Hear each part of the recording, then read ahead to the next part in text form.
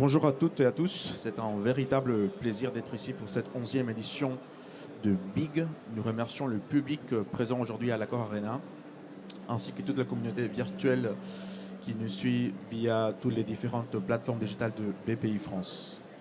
Nous avons aujourd'hui l'opportunité de compter deux intervenants qui décrypteront les enjeux de la filière du nucléaire en France et ainsi que les opportunités business aux États-Unis. Donc tout d'abord Constance Bost, directrice de la Chambre franco-américaine du Texas.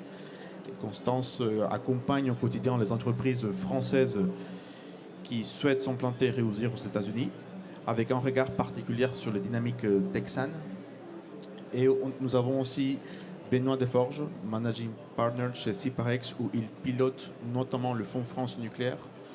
Expert reconnu du secteur, il apportera un éclairage sur les enjeux industriels, ainsi que la compétitivité et les investissements dans la filière en question. J'aurai le plaisir de modérer cet échange. Agustin Cedeno, responsable développement export au sein de la direction de l'export de BPI France. Et aujourd'hui, nous sommes très ravis de pouvoir partager sur les principaux enjeux de cette filière, les opportunités en Amérique du Nord. Tout d'abord parce qu'en France, cette filière représente non seulement une source d'énergie bas carbone essentielle pour atteindre nos objectifs climatiques, mais c'est aussi un levier d'influence internationale. Le nucléaire français a toujours été associé à un pouvoir économique et diplomatique.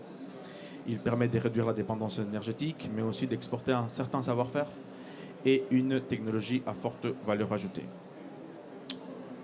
Néanmoins, cette renaissance s'accompagne avec des défis considérables, la durée et les coûts des projets, les enjeux environnementaux et sociétaux, mais aussi la dépendance de plus en plus importante et accrue, notamment de l'uranium.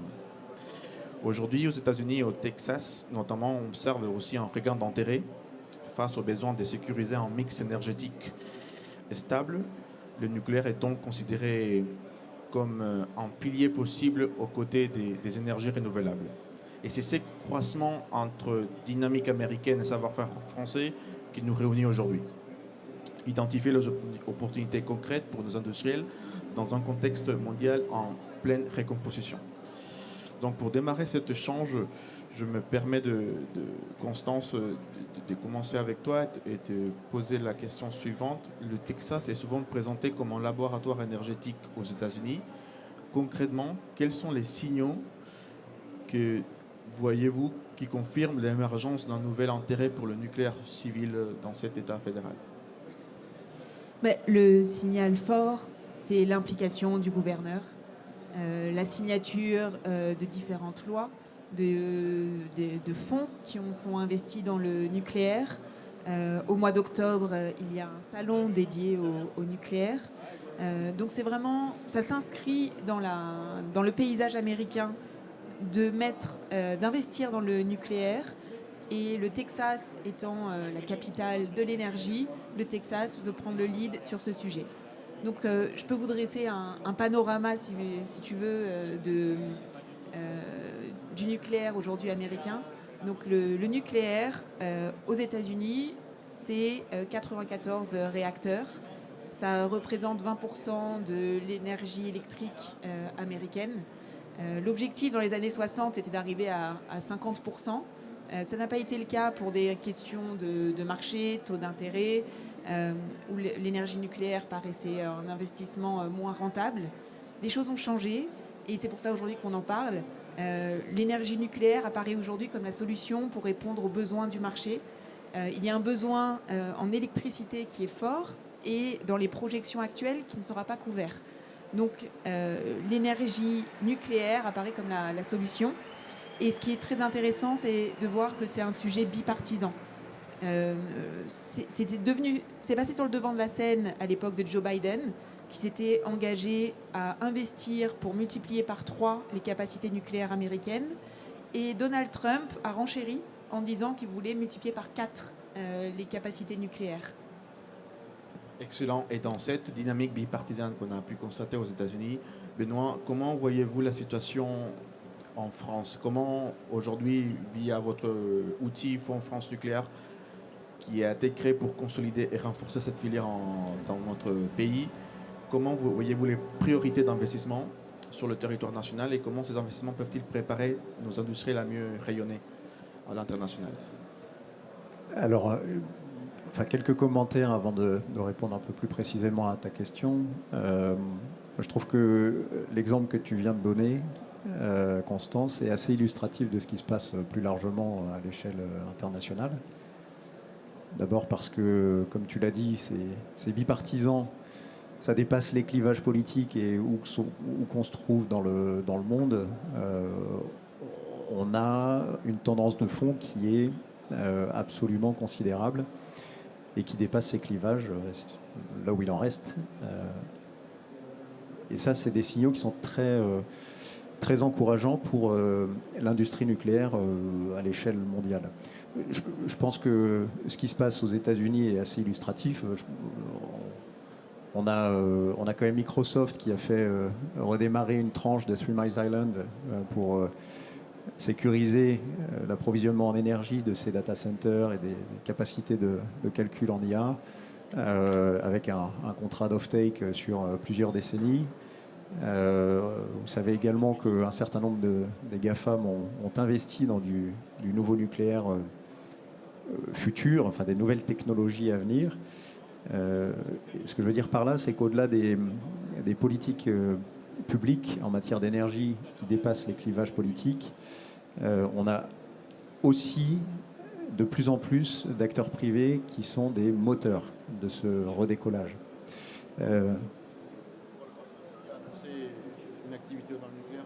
Rolls-Royce qui est effectivement au Royaume-Uni, la Chine, ça ne vous aura pas échappé, est un moteur absolument considérable avec 10 nouveaux réacteurs lancés par an à peu près, enfin 10 nouvelles tranches. Donc c'est des marchés qui sont colossaux. Et ça, c'est vrai à peu près partout dans le monde. Alors, qu'est-ce que ça veut dire pour nous en France ? En France, on a la chance, donc on est... En Europe, la France représente à peu près la moitié du parc nucléaire installé. Donc, et le parc français est maintenant le 3e mondial, puisque la Chine est passée juste devant nous, mais on était, il y a encore quelques mois, 2e parc nucléaire mondial après les États-Unis. Et on a toute l'infrastructure, le tissu industriel qui a été sensiblement fragilisé pendant quelques années compte tenu de perspectives un peu plus modestes que celles qu'on a aujourd'hui, mais qui est encore bien présent. Donc on a l'avantage en France d'avoir un socle extrêmement costaud, complet, mais qui doit redécoller, redémarrer, et qu'il faut accompagner dans des perspectives qui sont maintenant beaucoup plus réjouissantes.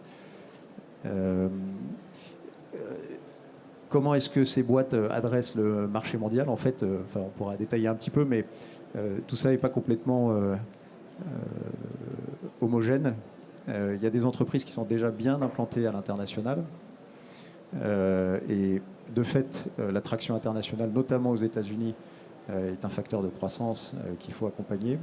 Et puis il y en a d'autres qui sont très costauds sur le marché domestique, mais qui ne sont pas présentes encore dans les marchés qui tirent, et en particulier aux États-Unis. Donc pour pouvoir saisir ces opportunités, il faut adopter des stratégies. Et y aller dans le nucléaire, se faire une place from scratch, en greenfield, c'est très compliqué. Donc les choses sont plutôt regardées par les entreprises industrielles françaises sous l'angle de la croissance externe aux États-Unis. Excellent, merci beaucoup Benoît. Vous avez parlé sur le fait que la France aujourd'hui reste dans les principaux parcs nucléaires à l'échelle mondiale. Quelles sont, selon vous, les prévisions pour les prochaines années? Est-ce que la France, il y a véritablement un intérêt à toujours être un leader dans la mix énergétique et par voie des conséquences dans la filière du nucléaire, ou est-ce qu'il y a véritablement des dynamiques qui peuvent pas renforcer, mais au contraire, qui peuvent véritablement remettre en question le positionnement français dans cette filière en question?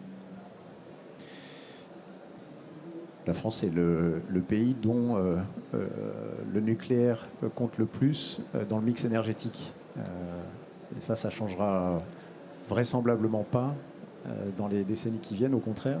Donc vous savez, je pense, qu'il y a un programme de renouvellement du parc nucléaire installé qui vient en complément du programme de renouvellement, ou de prolongation, pardon, de la durée de vie des infrastructures existantes. en arrière-plan de ça, ce qu'on connaît un petit peu moins, mais qui est extrêmement puissant en France, c'est le fait d'avoir toute l'infrastructure combustible avec un cycle fermé, c'est-à-dire qu'on réutilise en très grande majorité le combustible usagé pour le remettre dans des réacteurs. Et ça, en fait, c'est unique. Ouais. C'est unique. Et la politique française d'aujourd'hui, alors même si la PPE 3 est encore un peu en souffrance, qu'on n'a pas encore les décrets d'application, enfin qu'elle n'est pas publiée et qu'il reste quelques gestes législatifs pour pouvoir y aller, on a quand même depuis un certain temps la préparation de ce programme de nouveaux réacteurs qui arrive. Après, on a des enjeux qui tiennent à nos capacités à conduire ces projets, on le sait, à remonter en compétences. Et pour le dire très clairement, je pense que la filière nucléaire se concentre, en France en tout cas, d'abord sur le marché domestique, sur la réussite du programme de renouvellement et de prolongation et de toute l'infrastructure sous-jacente, avant de mettre le cap vers l'international, même si ça reste un objectif, mais ça n'est pas le premier. Merci beaucoup. Vous avez évoqué, Benoît, sur le fait qu'il faut implanter des stratégies pour les entreprises pour rayonner à l'international. Constance, quels sont selon vous les principaux leviers ou obstacles pour une PME ETI française qui souhaite pénétrer le marché texan, par exemple?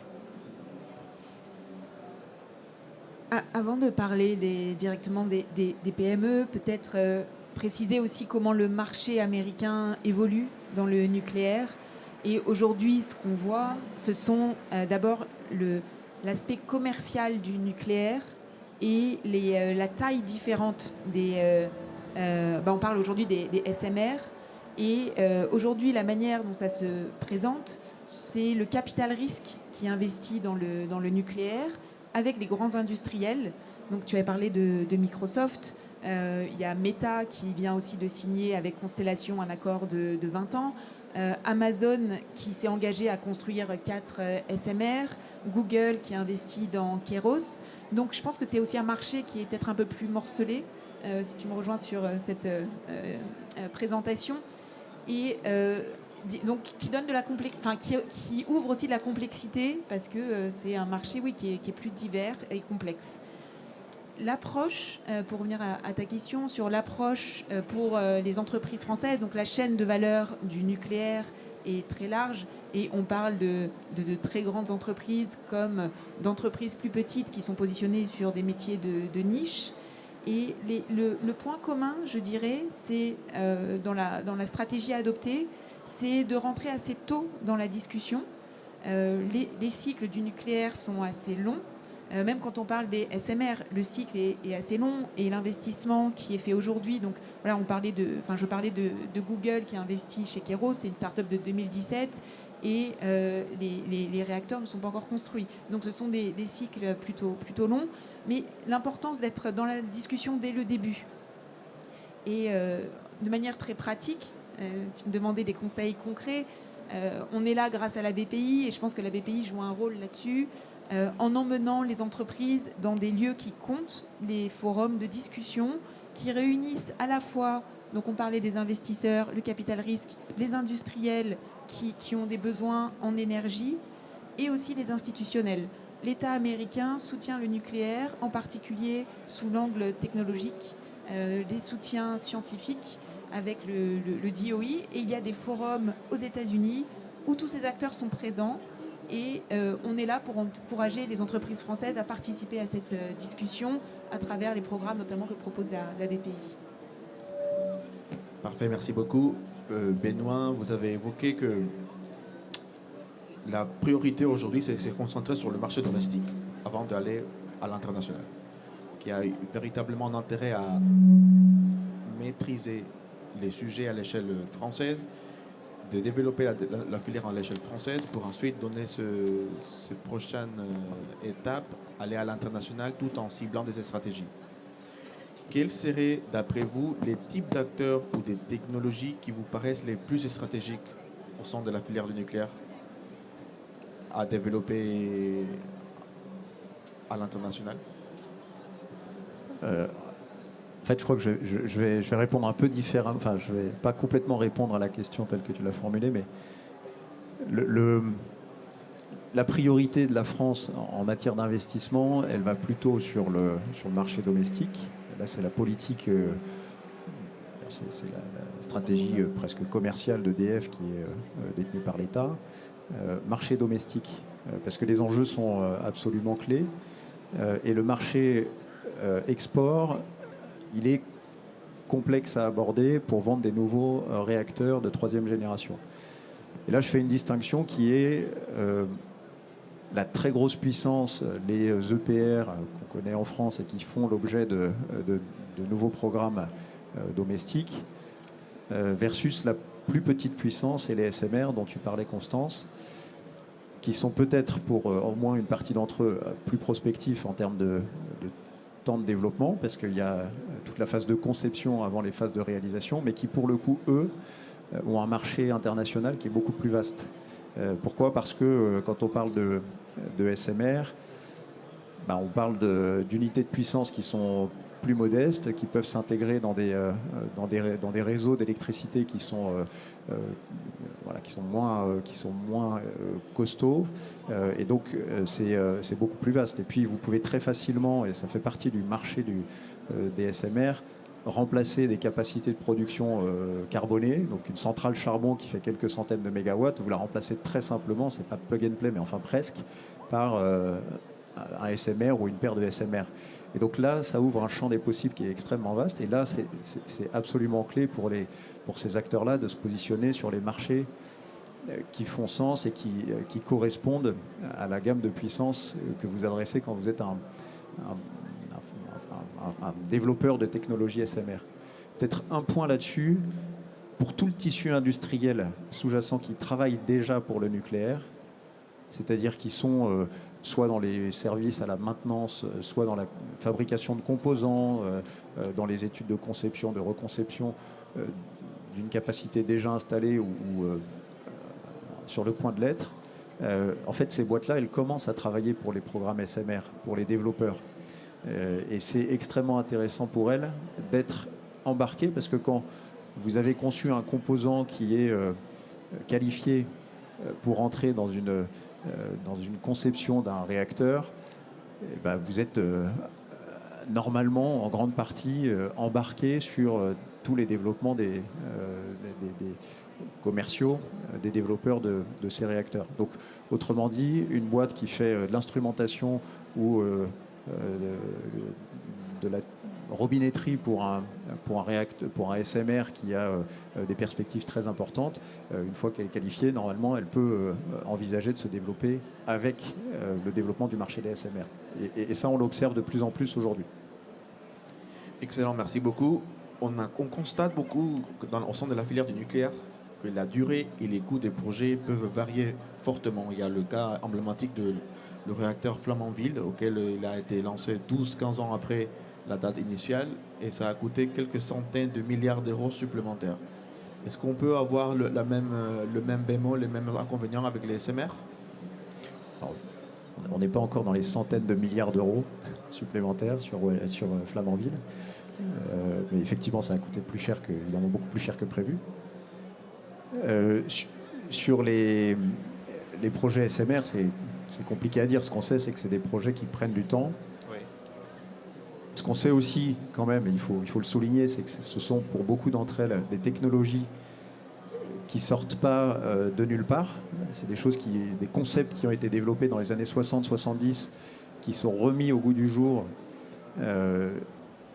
dans une logique industrielle, dans une logique de fabrication, enfin de production d'électricité, voire de chaleur. On a différentes applications, chaleur industrielle, chaleur urbaine. Et donc ces technologies, on sait qu'elles fonctionnent. La question, c'est comment on en fait des technologies qui sont standardisées, entre guillemets, et industrialisées. Et donc ça peut prendre du temps. Et selon les technologies, certaines ont quand même quelques verrous technologiques à lever, d'autres sont vraiment davantage dans le mettre en place la supply chain, industrialiser, commercialiser.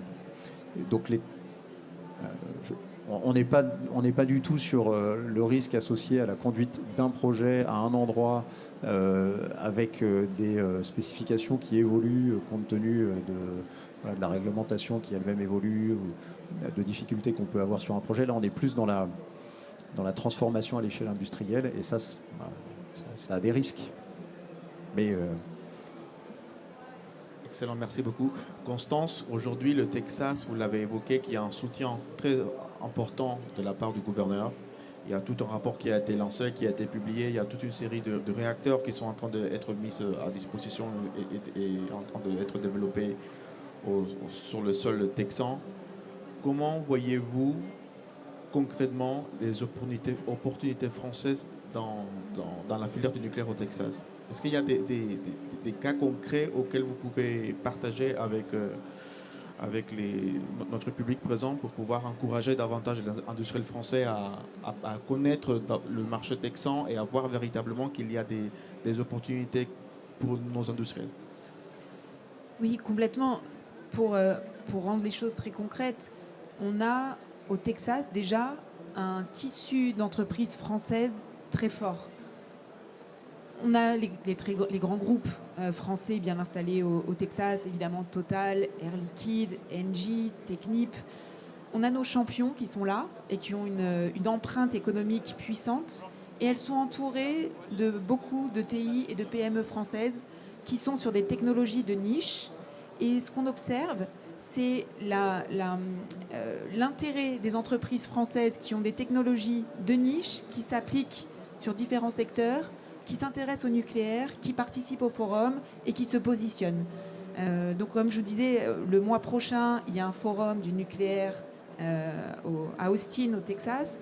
On a des PME françaises qui y vont pour regarder, s'informer, connaître le marché et dès à présent se positionner sur des éléments techniques dans lesquels elles ont une spécialisation qui s'appliquent dans l'industrie, je dirais, pétrolière plus traditionnelle. Donc ce qu'on observe, c'est que les entreprises françaises de l'énergie peuvent avoir des technologies qui s'appliquent à différents types d'énergie et le nucléaire en fait partie. Donc les entreprises qui sont déjà sur place en profitent pour se positionner. Et mon message, c'est aussi les entreprises qui ne sont pas encore sur place. Je pense qu'en investissant un temps très court, en venant par exemple à CERAWeek, ce salon de l'énergie qui est au Texas, ça permet en une semaine de rencontrer tous les acteurs, de comprendre le marché, de connecter. Et comme on disait, le marché du nucléaire n'est pas forcément simple à pénétrer. Et l'approche de partenariat est une approche, je pense, peut-être la plus efficace pour rentrer sur le marché. Et les partenaires, vous pouvez les rencontrer en espace de quelques jours sur un forum. Merci beaucoup. Je vois qu'il nous reste un peu moins de 5 minutes et j'aimerais bien conclure cet échange avec vous en vous posant une question. Si vous devez résumer en une phrase la contribution du nucléaire au monde de demain, quelle serait-elle? Comment voyez-vous véritablement cette contribution à l'échelle internationale et par voie de conséquences, le volet sine qua non pour que tous les industriels puissent développer leur technologie? Énergie décarbonée, pilotable, Microsoft dit disponible à toute heure du jour et de la nuit, compétitive, enjeu important, donc qui répond, et je complète en disant domestique, c'est-à-dire souveraine. D'une certaine manière. C'est-à-dire que modulo l'approvisionnement en uranium aujourd'hui, bien que toutes les technologies aujourd'hui ne se développent pas uniquement sur la base de l'approvisionnement en uranium, mais il y a la dimension, je maîtrise la capacité de production sur mon territoire.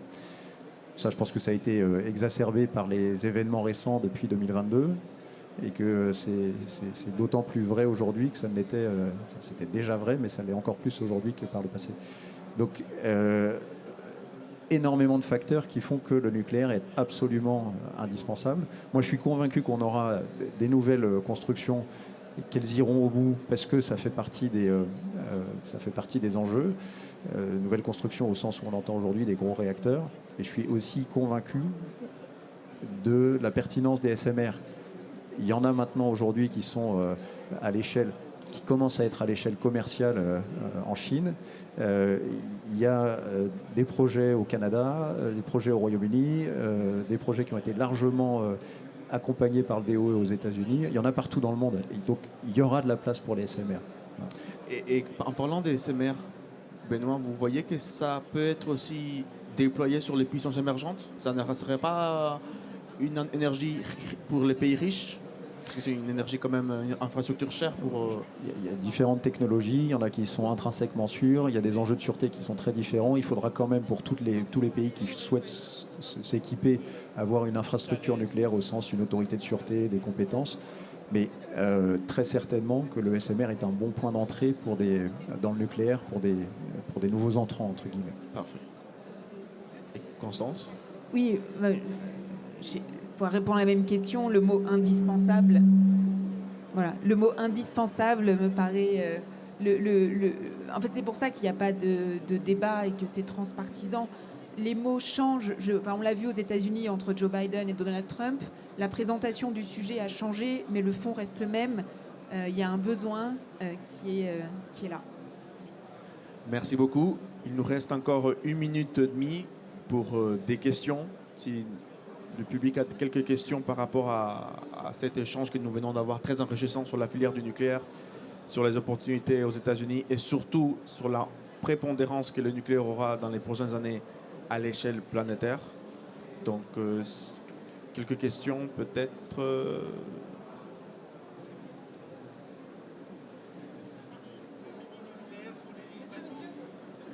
Je pouvais... Oui, les applications du small modular, notamment pour la navigation, les navires marchands de grande taille. Merci. Alors, je vais faire très court. Il y a beaucoup de projets là-dessus qui sont portés par des industriels privés et certains qui sont accompagnés par des puissances publiques au sens large. C'est l'enjeu de décarbonation du fret maritime.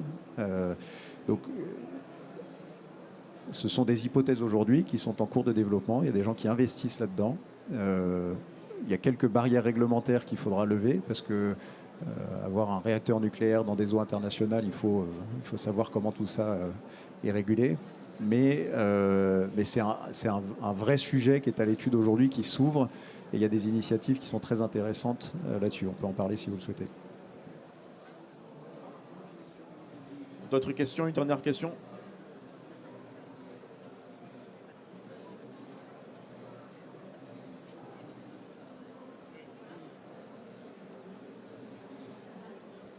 Oui, est-ce que la France ne souffre pas du fait d'avoir un modèle qui est l'EPR, qui est en concurrence directe avec le modèle américain, qui est l'APR, et qui a été retenu par les Chinois notamment? Alors là, les Chinois ont retenu la puissance 1000 MW qu'ils développent par leurs propres moyens. Westinghouse a son réacteur. EDF, Framatome, l'équipe de France a son réacteur. Il y a de la concurrence, c'est normal, mais ma conviction, c'est qu'il y a de la place pour tout le monde. Accessoirement, il y a des relations bien comprises entre Westinghouse et l'équipe de France. Westinghouse est présent sur le territoire français, Framatome est présent sur le territoire américain. Il y a des alliances dans différentes parties du monde. Donc tout ça n'est pas complètement exclusif. Voilà. Merci beaucoup. Merci à vous.